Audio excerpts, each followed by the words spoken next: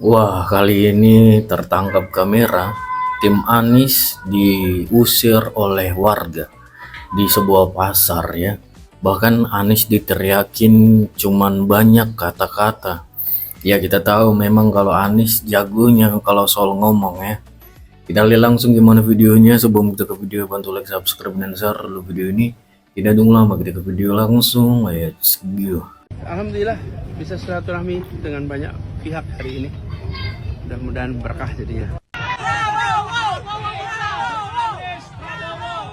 Bahkan teriak-teriak Prabowo ya.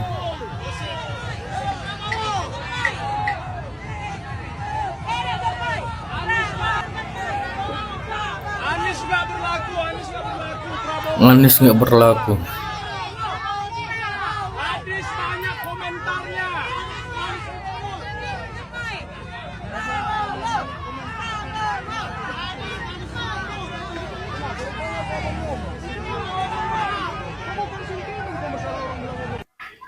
Wah, gawat-gawat kali ya. Udah mulai berani sekarang pada warga ya. Udah pada pintar. Bagus sekali sih memang ya kan. Tapi kasihan juga nengoknya ya kan. Telak kali ya kan. Niat cari pendukung malah disorakin ya kan. Itu kan dari Lapsot sudah menyatakan itu asli ijazahnya. Bagaimana tanggapannya? Ya, saya tidak pernah mendengar ada barang bukti dinyatakan asli atau tidak asli, ya kan? Kalau uang jelas, uang asli palsu, ya kan? Tapi kalau tanda tangan identik, ya kan? Kalau merek-merek itu terdaftar, jadi menyatakan asli apanya itu kan juga tidak ada. Makanya penyidikan itu tidak pernah menyatakan ini asli, berarti enggak? Ya kan mesti katakan ini identik seperti itu. Ya, seperti itu. Jadi tidak bisa divonis bahwa ini asli atau ini palsu, nggak bisa. Wah, gawat kali ya. Padahal pihak mereka yang bilang 99,9% itu palsu. Ya kan? Kan lucu kan? Mereka yang bilang itu palsu. Sekarang di pihak lawan bilang itu asli. Nggak ada asli atau palsu katanya. Jadi apa maksud mereka ya kan? Kan lucu kan? Jadi satu kelompok aja pun omongannya beda-beda ya kan? Satu yang bilang palsu, satu lagi nggak ada palsu, nggak ada asli katanya. Bingung kita dengarnya. Kita yang nonton ini pun bingung jadinya. Halo guys, pernah dengar nama Komjen Polisi Purnawirawan Ogrisono? Belakangan ini dia getol banget ya muncul di publik jadi saksi ahli yang membela Roy Suryo CS dalam kasus tudingan ijazah palsu mantan Presiden Jokowi. Tapi jangan buru-buru terkesima ya dengan bintang 3 di pundaknya. Kalau kita tarik garis ke belakang, kita bakal lihat ini bukan murni soal pembelaan hukum atau kebenaran akademik. Ini lebih pada drama politik lama yang berujung sakit hati dan dendam politik. Yuk kita bedah datanya satu persatu.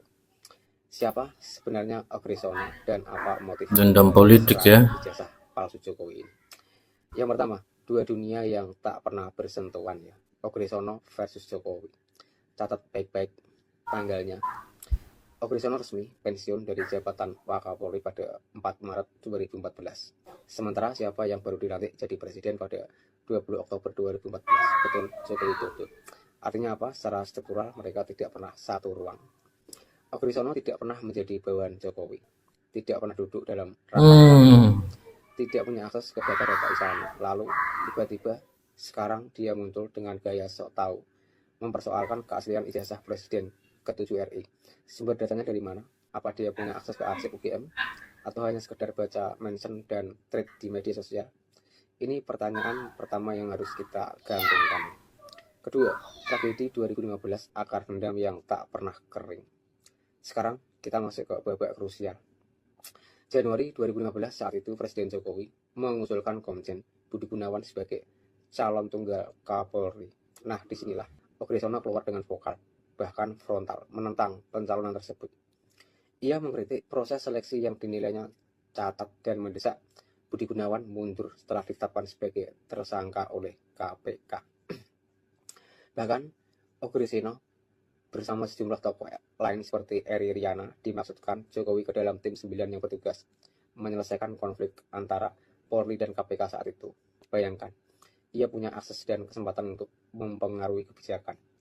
Tapi apa hasil akhirnya? Budi Gunawan tidak batal kasusnya di SP3 setelah menang pra-peradilan. Dan lihat sekarang, Budi Gunawan malah menjadi orang paling dipercaya Jokowi kala itu menjabat kepala BIN selama 2 periode, memecahkan rekor sebagai kepala BIN terlama dalam sejarah Indonesia.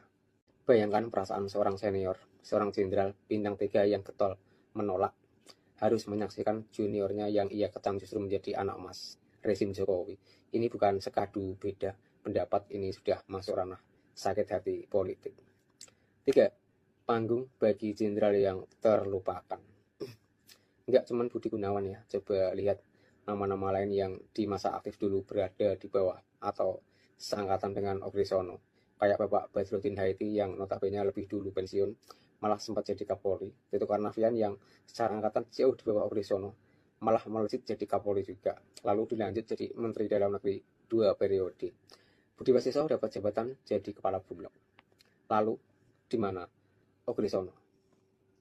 Setelah pensiun, ia seperti berada di luar ring.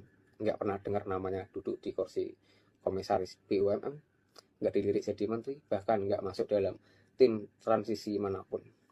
Ia pensiun dengan pangkat bintang 3, tapi hanya bisa nonton dari luar, sementara junior-juniornya berpesta pora dengan kekuasaan. Jadi, kesimpulannya, sudah jelaskan pola pikirnya. Isu ijazah ini bukanlah panggung perjuangan hukum, melainkan panggung terakhir bagi seorang jenderal yang merasa tak dianggap oleh Jokowi pada waktu itu. Ia butuh relevansi, ia butuh sorotan kamera. Ia ingin membalaskan dendam politiknya dengan menjadi pahlawan bagi para pendengki dan pembenci seperti Royce S. Seorang mantan Wakapolri yang pernah mengenyam pendidikan tinggi dan pengalaman puluhan tahun. Kok bisa lebih percaya pada narasi dan gosip yang disebarkan Royce daripada data resmi dari Universitas Gajah Mada?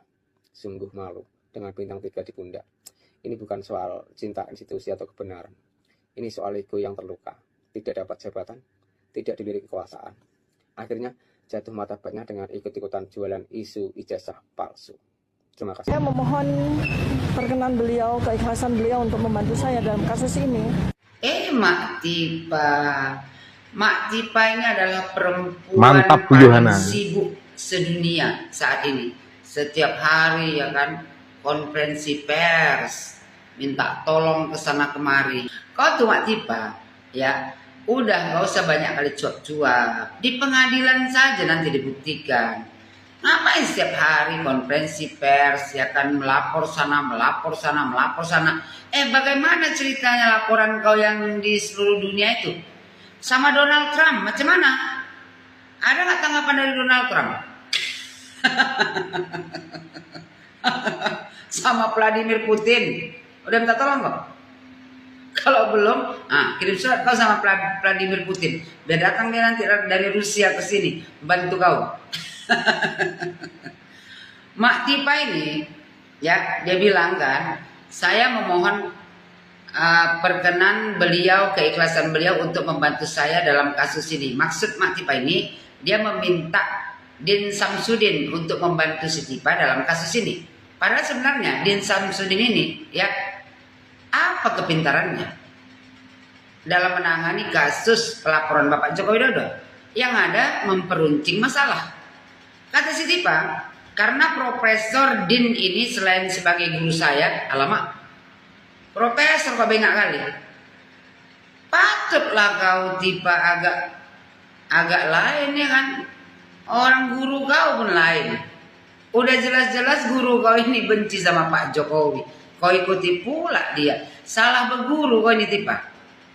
Harusnya kau berguru sama Pak Jokowi kalau mau jadi baik. Kau berguru sama Din Samsudin, celaka lah kau. Kata si Tipa, saya ini anak didik beliau, kan? Bangga pula kau. Anak didik dari orang yang membenci Bapak Joko Widodo. Ya jelas-jelas lah Tipa, diajarinya kau bagaimana caranya untuk membenci Pak Jokowi. Gak lihat kau 2024. Tuh, dia demo karena Anies kalah. Tapi ya lah kalian satu kolam ya kan, sama-sama pendukung Anies Baswedan. Ya kan Tipa? Tipa sudahnya lah buah hati tan payungnya itu. Kata si Tipa, saya juga membantu beliau dalam banyak organisasi. Kemudian juga beliau ini adalah kawan diskusi. Berdiskusi pula lagi kau sama Sidin Samsudin. Habislah kau. Coba kau diskusi sama aku. Ya kan dari awal. Udah aku nasihati kau dari awal. Jangan kau lawan orang baik Tipa. Nggak percaya juga kau. Pergi kau diskusi sama Sidin Samsudin. Sekarang ya kan terancam masuk penjara lah kau. Coba kalau kemarin itu Tipa, kau dengar nasihat aku. Diskusi kita berdua, enggak sampai kau jadi tersangka. Sekarang apa nak buat, nasi pun udah jadi bubur. Terpaksa lah kau jalani nanti hari-hari kau di penjara Tipa. Dan satu lagi Tipa, nggak mungkin juga si Din Samsudin ini nanti ya kan tiap hari nengok kau di penjara. Marah lebih bininya. Masyarakat tuh jangan sampai jadi korban kriminalisasi oleh satu orang ini loh gitu loh. Jadi jangan. Hei Tifa, masyarakat mana? Masyarakat mana?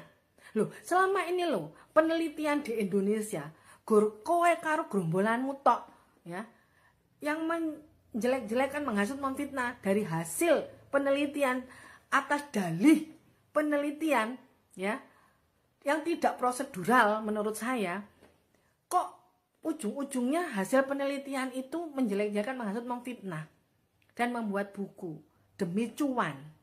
Selama ini nggak ada penelitian seperti yang kau lakukan, nggak ada. Nggak ada yang merasa terkriminalisasi, kan nggak ada, hanya kamu saja.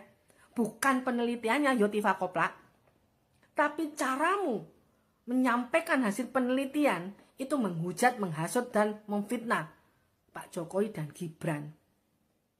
Apakah Pak Jokowi harus diam saja dengan celotehan narasi busukmu? Hanya dari penelitian yang seakan-akan syahwatmu itu menginginkan Pak Jokowi jatuh, menginjak-injak Pak Jokowi, mencemarkan nama baiknya Pak Jokowi. Mungkin karena junjunganmu tidak bisa jadi presiden, sehingga kamu sakit hati.